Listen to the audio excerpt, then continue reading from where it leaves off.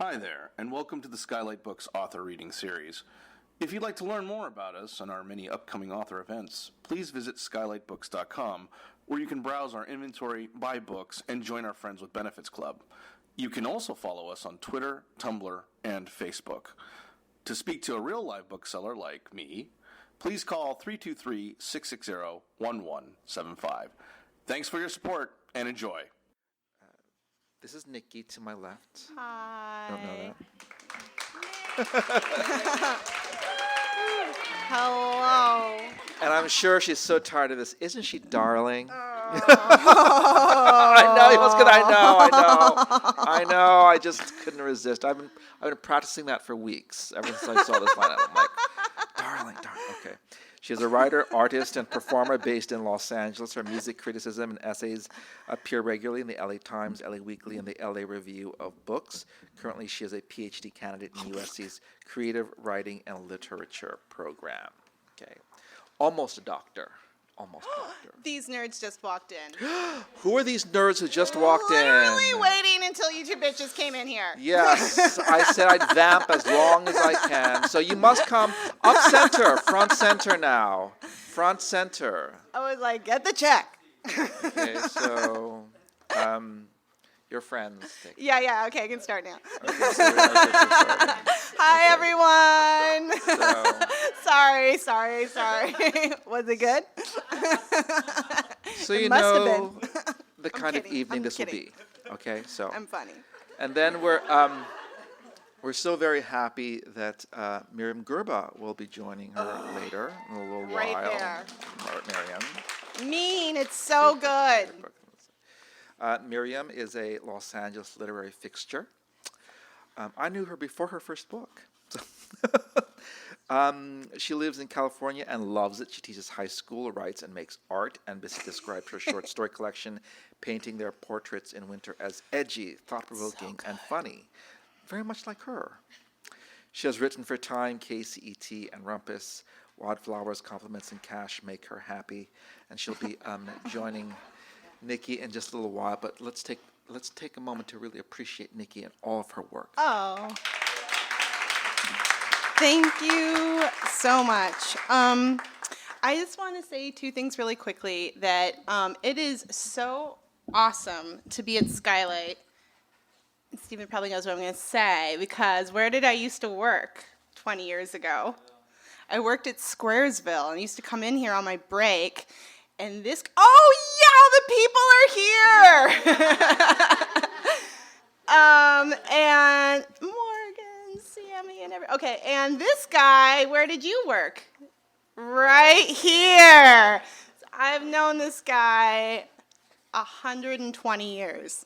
And anyway, this place has a really special, Skylight has a special place in my heart, because I used to, like I said, come in here on my breaks and hang out with the cat, who, R.I.P.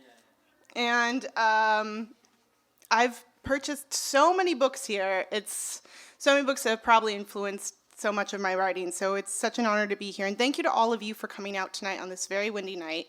And thank you, Skylight, and thank you, Los Angeles. Okay, so I'm just going to dive in. So this is from the middle of the book. The character is 16, and she's at the LA County High School for the Art. Here, I'm just going to make it sexy, because this is choking me. She's at the LA County High School for the Arts, and Miss Lavoie is her English teacher, and yeah, okay. Miss Lavoie calls my name on the way out of class. My heart sinks and I hang back near the door as other students file out. "Oh shit, kid," says Dan as he slips into the hallway. I roll my eyes, sit back down, and wait until she shuts the door. We're alone. I swallow. "It was nice of you to join us this week." "Yeah, well." "Listen, you can relax. You're not in trouble. I mean, not with me at the moment." "You're excusing my absences?" "No, I just want to have a conversation." I look down at the floor and start to count the square-flecked 1960s tiles that cover the ground. "Did you get help on your essay?" "The wolf one?" "Yes." "No, I wrote it." She reaches for something on her desk, my paper, and walks to the desk next to mine, sits. "Here," she hands it over. "Look at it." "You gave me a C," I say, pulling back the first page. "Is that, like, what? I'm confused. Is that considered good now?" I gave you a C because it's obvious you wrote this the night before class and because the grammar is atrocious, but I wanted to ask you about the content of the paper. Are these your own ideas or did you read them in a book? No, what? They're my own ideas. You think Virginia Woolf embraced a masculine projection? Yes. The word projection, it's not in the foreword or anywhere in the edition I assigned. That was your own word choice? Yeah, I have a brain. I know that. Is that a word you use in theater? Yeah, sometimes. We're reading Dos Passos. How is it that they can get you to read Dos Passos, but I ask you to read Virginia Woolf and it's pulling teeth? I didn't actually read the Passos, if it makes you feel better. You just said that you did. No, I skimmed it. And you gleaned the word projection from skimming. What is a projection to you? It's what I said there in the paper. Tell me, use your own words, pretend I haven't read the paper. This is weird, I say, getting nervous. Nicole, did you write this paper? Yes, of course I did. What is a projection to you? God, I don't know. It's like when you pretend to be one thing in order to either get something you want or to not get bothered trying to do something else, You know, like Vito Andolini in Godfather 2. He was always coming back for revenge but had to play dumb to get to America. If you want to be left alone, you might project being stupid when you're not so people let you coast, I guess. I look down, green, blue, gold flecks. You're not a bad actress. Miss Lavoie, for real, this feels kind of exploity. Is that the answer you think will get me, or is that the answer you think will convince me to leave you alone? No, that's the answer I believe. What's your home life like? This is sudden and catches me off guard. You're very quiet. Justin here. You don't like English? No, I love English. Really? Yeah, why would I lie about that? I don't know. I don't know very much about you. You read the books I assign, don't you?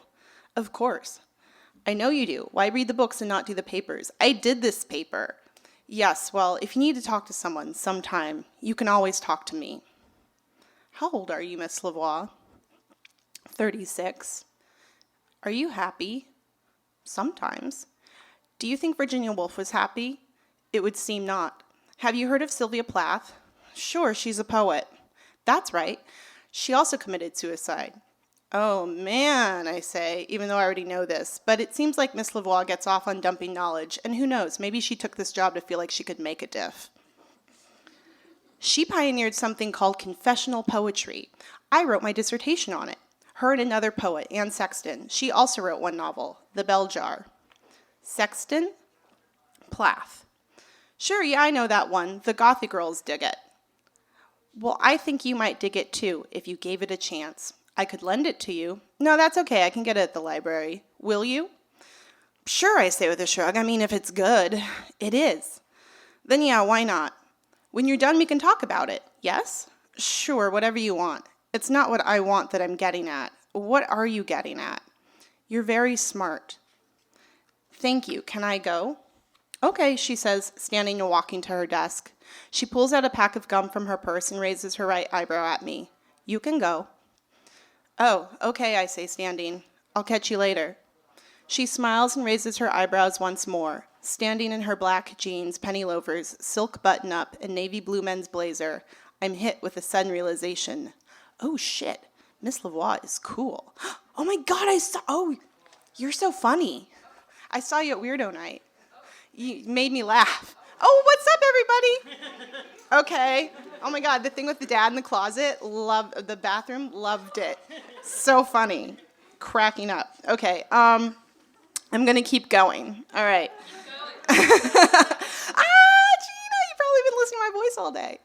I know. All right, so shout out to Call Your Girlfriend, which Gina produces. And I'm going to be on Friday. No, it's about me. Don't worry. I'm going to be on it on Friday. So, okay. I'm going to read one more little. How am I on time? Because I'm good? Okay, yeah, I zone out. I'm in a fugue. Okay. I'm walking down the middle of campus toward the library when I feel someone tug on my backpack strap. I stop and turn around, annoyed. Oh, hi, I say, pulling my arms close and leaning on one foot. I grab a piece of my hair and stick it in my mouth. Hey, says Mike, coughing. He looks at the ground, then pushes his hair back and smiles. Warm like the sun on your back in a field of shadows. I'm really sorry about Monday. I forgot George was picking me up. It's cool. I got a ride home with Mean Streets. Oh, yeah, he asks. Oh, I should preface this by saying Mike is like one of her best friends. He's gay, and she's obsessed with him and trying to get him to fall in love with her, even though she knows he's gay. It's a problem she has, and she's still working it out. Okay. Currently. But it's not Mike anymore. It's this other guy. Okay. Oh, that's a joke. I don't do that anymore. Okay, so, oh, hi, I say, pulling my arms close. Oh, okay, yeah. I forgot. George is picking me up. It's cool. I got a ride home with Mean Streets. Oh, yeah, he asks, starting to walk. I walk with him. You like that guy? Ew, no, he's my friend. He's sort of gross. Mike laughs and nods. Yeah, I guess. This guy, Dan, is like, devastatingly gorgeous. Like, bleh. Okay, but she doesn't like him because he's available and likes her. And she's like, ew, I don't want anyone who wants me. I want this gay guy. Okay.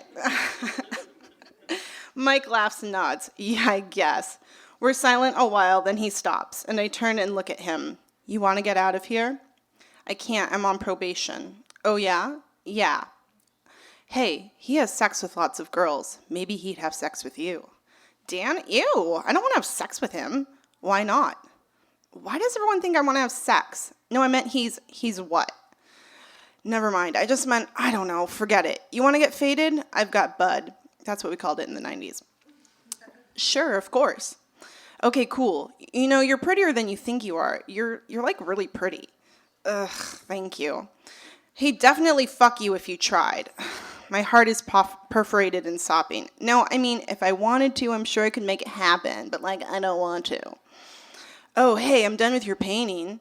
Really? I ask, brightening. Sure, he says, also blushing with a smile. We chuckle a little and keep walking toward the science building on the other side of campus, the roof of which is always empty and prime territory, the Republic of Smoky. We're on the roof, proper baked, laying on our backs. I can hear the bell ring and sit up. I stand and walk to the edge of the cement wall that lines the perimeter and look out over campus. The doors to King Hall shove open and kids flood the steps and head toward F Lot. I walk back to where Mike is and lie down again. 0.1 hour till arts, I say. Yeah, I got ears, he snarls, surprising me. It's so unriddle-like, so clear and sense-making. Oh yeah, I mean, of course, I say casually.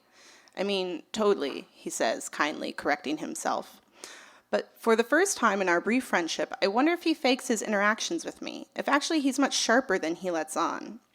Oh, hey, look. He sits up and pulls a folded, crinkled piece of paper from his pocket, opens the page carefully. It's a black and white picture of Elvis covered in kisses and wearing a lei. It's been ripped from a book. You do that too, I ask. Do what? He asks defensively. Oh, do what? He asks defensively as if I've accused him of something. Tear pictures from library books? Oh, no, he says after a long pause. I found it in the hall. Oh, cool. I mean, he looks cool with the lei. He is cool. Oh, I mean, yeah, duh. I mean, of course, he's Elvis. He's dead. No, I mean, of course. Yeah, I know he's dead. Swimming through the mud of our conversation, I grab large stones and shove them in my pocket, walking deeper where I hope to drown. Shakespeare's sister will put on the body, which she has often laid down. I like to write, I say suddenly, surprising myself. What? He asks, confused. I don't know. It just came out. I say, laughing. I mean, I like to read.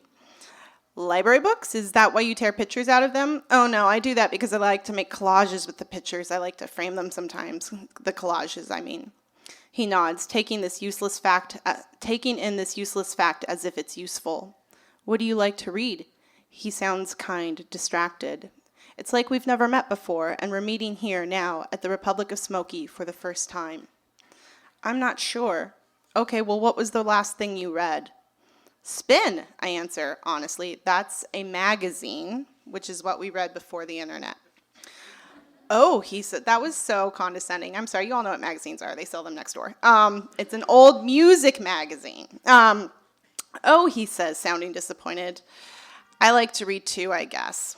But I maintain that she would come if we worked for her, and that so to work, even in poverty and obscurity, is worthwhile. Thank you.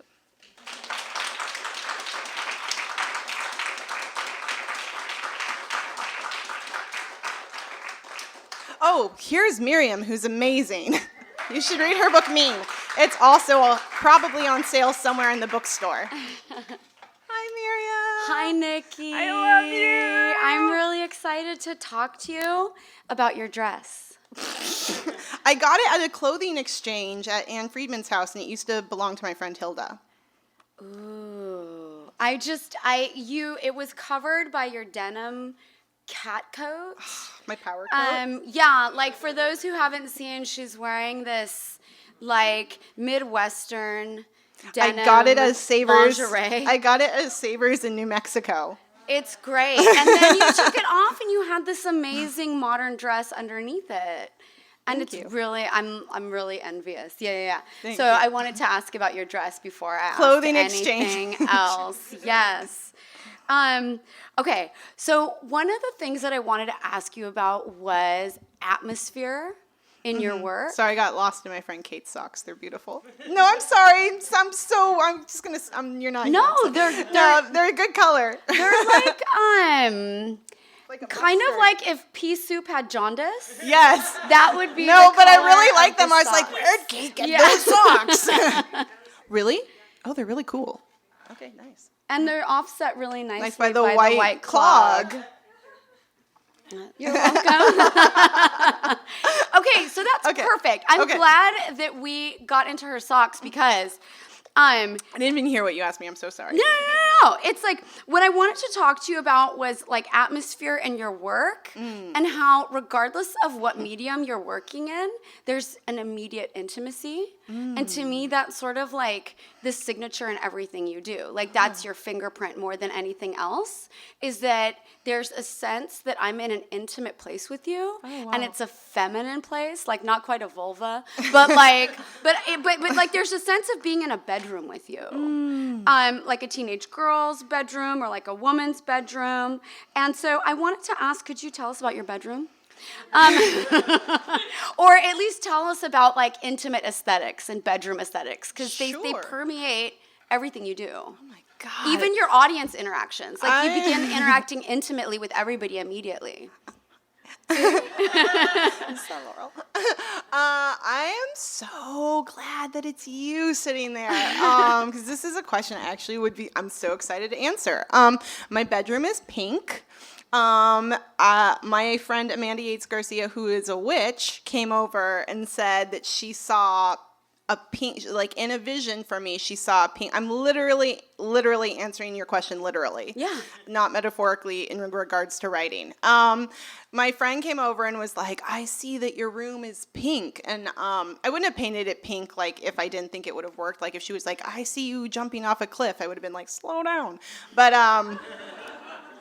But I was like, hey, I can get into pink. And I had always wanted a pink room as a kid, but the closest my mom let me get to was this like wallpaper that had like a board, remember the borders that go around the room? She let me get a border that had like green ivy that had like these pink flowers on it. And she was like, pink, okay? And she was like, I will not live in a house with a pink room. And I was like, well, it's my room, bitch. But she bought the paint, and respect to moms, respect to mothers, even mine who, whatever. I would not have this book without my chaotic mother, but in the sense that she gave me something to write about. I have the dolls that I had 2 stuffed animals on my bed from when I was a kid on my bed, and only recently in the last month, was I in my house. My house is kind of like a big bedroom, right? Wouldn't you guys say it's big? Yeah, they're in there quite a bit. It's like it's a studio. I live in a house, but it's a studio, but it's kind of like my bed is in the middle of it. And only recently was I in there, and I was like, I should probably not, like, I'm going to be like 39 in like 4 months. And I was like, I should probably not have stuffed animals on my bed anymore. Like that might be sort of weird. And like one time I had a sexy friend come over, and they were like nude on my bed, and they like had my animals on their body, and I was like, you're so gross. But now I'm like, I get it. That might have been strange for them, and they were just trying to alleviate the tension. But it was cute though. It was sweet. But yeah. Yeah, because like that was something that I noticed before I read your fiction, because you put out a chapbook. Yeah, that Raquel put it out. Raquel put it out, exactly. Our mutual friend, Raquel Gutierrez, who's an incredible poet. You should read her poetry. She's wonderful. Yeah, and like by the second poem, like that was a sense that I got, was that I was sitting in like a really intimate place with you, and you were like showing me your sticker collection or something. Like Oh that my God, I was- had one of those. Yeah, like that's the vibe that you create. So you have like these intense, intimate aesthetics, and then like one of the other things that I've noticed about your work too, especially, in this book, is that you write teen really well. Oh, thanks. And a lot of people don't do teen well. And like I notice it because I teach high school, so I'm around them all fucking day long. And so when a writer does teen poorly, it reads very cardboard to me. You know what I mean? Like it's a cardboard teen. But like your teens are real. Oh, thank you. And I appreciate that. Thank you. And I was wondering what it might be that enables you to write teen so well, especially teen dialogue. Okay, well, I just talked about my witch, and now I'm going to talk about my therapist. My therapist last week actually was like, so I was like, why can't I get a boyfriend? And she was like, whoa. She was like, let's rewind. And so I was like, okay, let's start at the beginning. And she was like, well, you have a very youthful energy. And when you talk to people, it always seems like you're joking with them or making fun of them. And I was like, what? And then she was like, let's like work on bridging this thing where you're just like, hi, I'm in a room and I'm an adult with everyone else. And I'm like, oh. And so I think that like part of my ability to kind of like write teen stuff is that I'm like, I don't know, maybe like stunted a little bit. But that's also not true because I do have 2 other books. I mean, I'm also a Gemini, so I'm like extremely youthful. And I'm excited about life, and I do a lot of stuff, and I don't know. Well, okay, also, in tune with that, I started writing this book when I got to USC, and I actually started teaching freshman composition there. And it had been a long time since I had been around teenagers, and I'm also just joking because I'm nervous in front of a bunch of people. I'm not really like a whatever, but teenage stunted person. I'm actually very mature and I teach English at USC. But no, but then like you were just saying, I ended up being around a lot of teenagers. And so freshman is just like, it's like 13th grade. You know what I mean? They're just like, basically they just came from high school, and I started paying attention to a lot of actually like their speech and their vernacular, and the ones that were from California, and there's quite a few of them because it is USC. Yeah.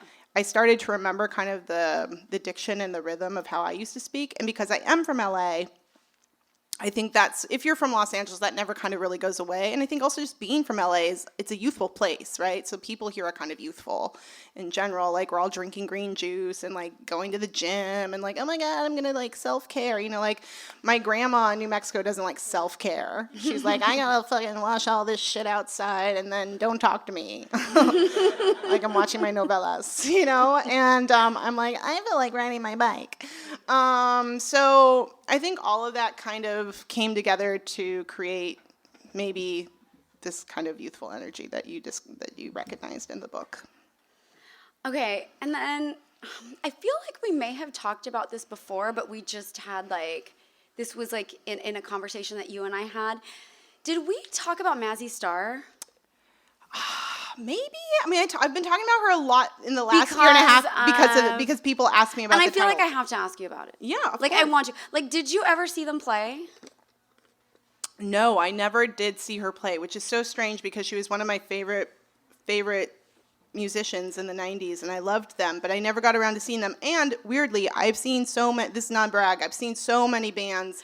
That's because what I figured, yeah. Because I was a music critic for 10 years, and at the Weekly and the Times, and well, I freelanced for the Times, but I was on staff at the Weekly, and so I have seen quite a few bands, and it's really strange that now that I think about it, I haven't seen them or her. Okay. I love Hope Sandoval. She's great. Oh my God, she's amazing. And like when I first heard about your book and I saw the title, I expected that like Mazzy Star was going to like be threaded through, or somehow plot was going to hinge on Mazzy Star, or maybe there was going to be some sort of Mazzy fanaticism. Well, you know, I actually really like that you brought up this question because the title really has nothing to do with the song. Shut up. Yeah, so the 2 books that I used as templates for this novel, so despite everything that just came out of my mouth. I'm actually like a total control freak workaholic, and I am never not working, and I don't actually self-care at all. Like today I was just doing 100 things and interviewing, like emailing people and editing and like whatever. And so I am like really fanatic about templates. And then two of the books that I sort of was trying to emulate when I was writing this were Go Ask Alice and Less Than Zero. And Go Ask Alice is the book that was written by Beatrice Sparks, but in the beginning they thought it was like an anonymous found like diary of this teenage girl, and it turned out to be this like, I don't know, like counselor woman at like a YMCA or something who was like writing a like, don't do drugs. But it was like pre-JT Leroy. It was way pre. It was from the 70s. But the language and the vernacular was so incredible to me, and it's written in the same kind of snippet. Like there are no chapters in my book. There's just like little like whatever is like little moments, and that's how the journal is, because it's a diary. And then the title of that novel, Go Ask Alice, is from a song by Jefferson Airplane, which sort of defined its generation, the late 60s, early 70s. And then the book I would say that most fully tries to emulate that book would be Less Than Zero, and that's a song from Elvis Costello, Less Than Zero, everything is less than. So I wanted a three-lettered lyric. That's it. Okay. And I also wanted my book to be in conversation with those books mostly. So I thought it would be kind of a cool way for me to say, like, these books are books that my book is aware of without having to be like, thank you, Brad Easton Ellis. Thank you, Beatrice Sparks, a.k.a. Anonymous. That was one of the other questions that I was going to ask you, but I wasn't quite going to ask you a question about books in conversation. I was going to ask you about books in flirtation. Oh. So I was going to ask you about which books your book would be likeliest to flirt with. Candy by Mian. Really? I'm obsessed with her, and I'm obsessed with that book. Can you explain the flirtation between the two? Well, so how many of you have read the book? It's okay if you haven't. It's totally chill and cool. No, I mean my book. Oh, wow. Oh my God. Thank you. All right. Well, there's a lot of drug use in my book, and the narrator, it's kind of progressing into what will become like a full-blown kind of drug-addicted thing. And there's some short stories I'm working on for a follow-up. I mean, I'm looking for representation. No, I'm just kidding. I'm maybe going to sign to someone next week. But, yay me. But, Sam's like, no, you're not.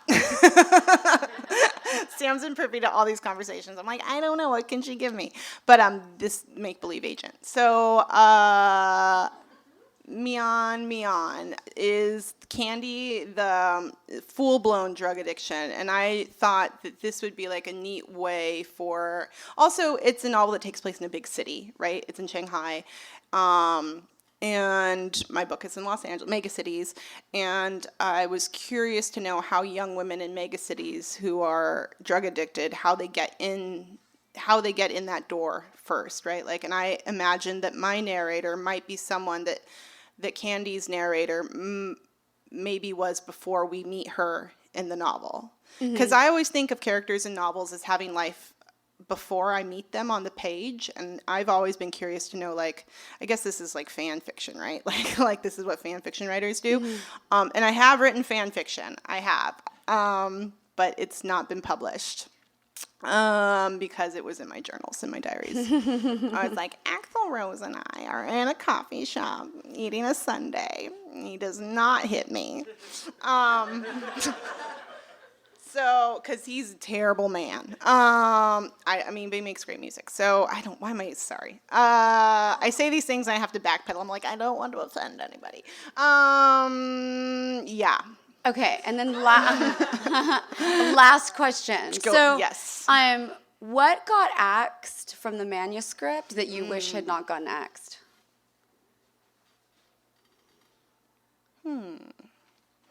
There were two other characters, and I had to conflate them into one character. There was a character named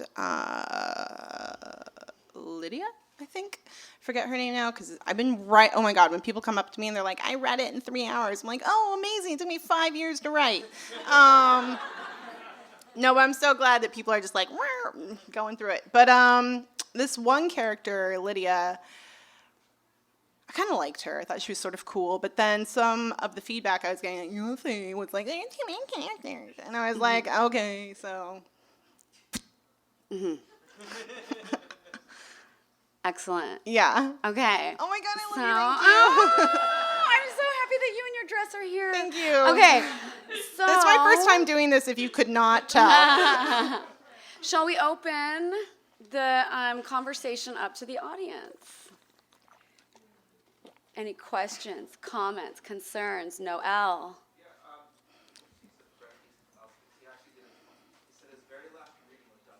Ooh. No, he's not dead. He's ashamed of who he is. Because of this? Oh. I thought maybe something happened. I was like, tell me, Noelle. Okay. Oh, okay. This was the cherry on top. I love Okay. his books.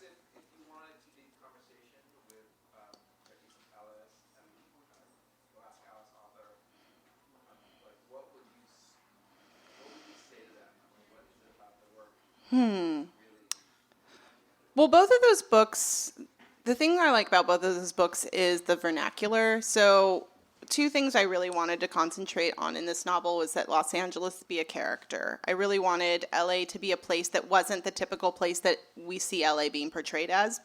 And that part of LA is also real, right? But LA has so many other like different areas and corners. And I feel like Bret Easton Ellis's Lesson Zero did that LA really well. But I wanted to show that LA is not like neighborhood specific. So I would not say that the characters in my novel are entirely unlike the characters in his novel, except that they don't engage in, well, I don't want to blow the book free if no one's read it. And they're little like, they engage in naughty behavior, evil behavior.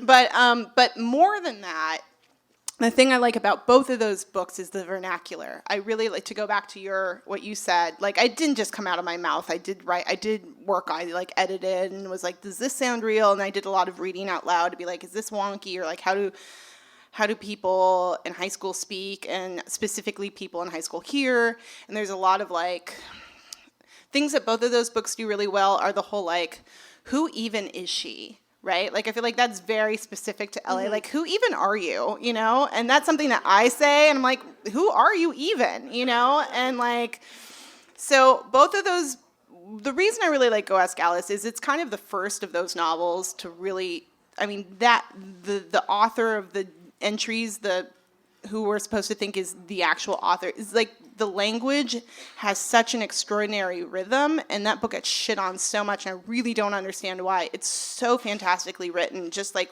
actually from like a literary perspective. Like, it's so rich, and the language is so strong. And I think what people don't like about that book is, one, and this is changing, I feel like slowly, is it's about a teenage girl, right? So like, unless it's like, if it's not real and it's fiction, then like, how dare someone like, you know, hoodwink us into like reading this novel about a teenage girl, and we could have been doing something else. But like when it's like navel gazing and like, oh, she's on drugs, then it's just like we can kind of get lost in like the mud of like some like lost teenage girl. But as soon as it's like a piece of work, it's like, not interested. So I think that's one of the reasons it gets shit on. And the other reason I think it gets shit on is because like, I don't think people are really good at, like, this is not an insult to readers, but like, really identifying when something like stirs strong emotions in you. It's because it's like, usually it's well written, right? And people like really dislike this book. They like hate this character. They're like, oh, she's petulant, spoiled, and blah, blah, blah, blah. I'm like, yeah, it's fucking awesome. And like, how dare I not be like this, you know? Like, how dare I not like, I don't know, whatever she does in that book. And so I kind of wanted those books. So that's how I'm in conversation with those books. Like, my narrator is not, I think, what one would describe as a likable narrator. Like, at no point was I trying to make my character likable. Likable narrators are boring. Right. And your book, Mean, is all about that. Please read Miriam's book. It's so important and really beautiful. Thank you. Are there more questions? Comments? Yes. Marie? Oh, sorry. No, go for it, dude. No. I was curious about whether you thought about doing a memoir, or like what was your way into the book? Like, how did it start?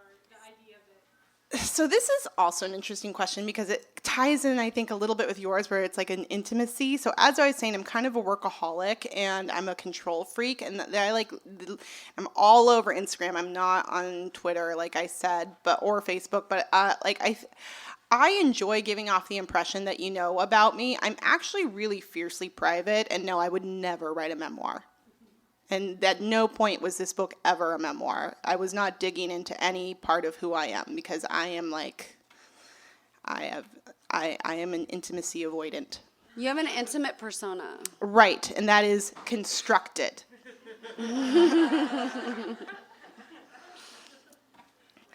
Steven, I'm like, that's No, go for it.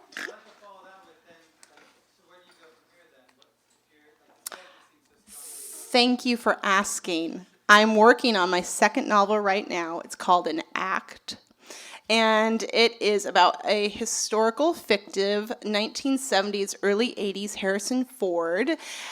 It is a retelling of Oedipus Rex, using him as an entryway into telling the story, written in the style of The Shining and Rosemary's Baby. And it's finished, and I just started a giant rewrite on it, and this is what I'm pitching to the multiple agents who are emailing me every day and just flooding my inbox.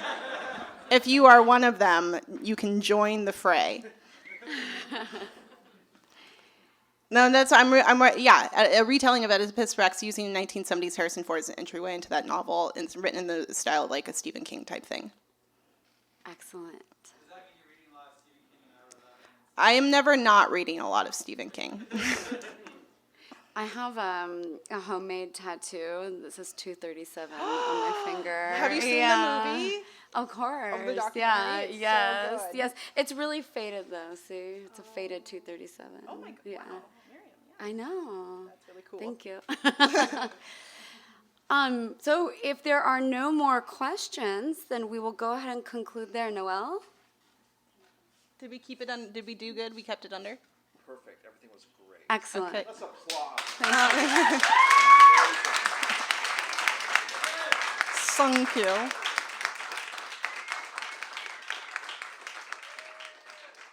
I will put my shoes on now. You've been listening to the Skylight Books author reading series. Don't forget, you can listen to this and all of our other great podcasts at skylightbooks.com.